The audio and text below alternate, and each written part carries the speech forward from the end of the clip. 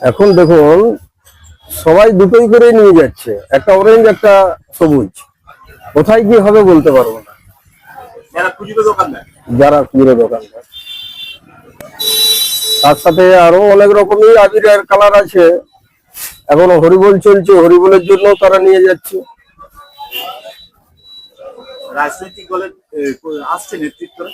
হ্যাঁ, দুজন এসেছে, তারা অরেঞ্জ বলে গেছে যে অরেঞ্জ রাখবি বাকি। কত মাল স্টক করেছেন কিরকম? আছে, দুটোই আছে আমার কাছে, সবুজও আছে অরেঞ্জও আছে, সব 100 বস্তার উপরে আছে।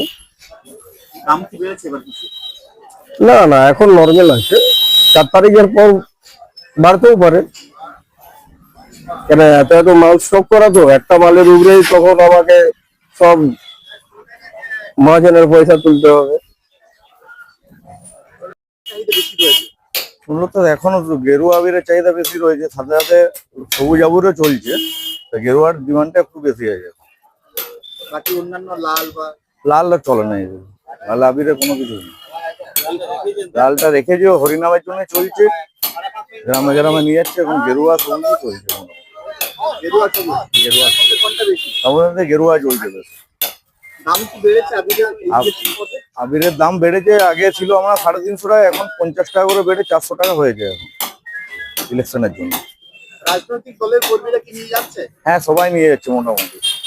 এদিকে স্টক করছে নিয়ে গিয়ে নিয়ে গিয়ে স্টক করছে। 4 তারিখ খেলা হবে। 4 তারিখ খেলা হবে। কতটা বিক্রি হয়ে যাবে?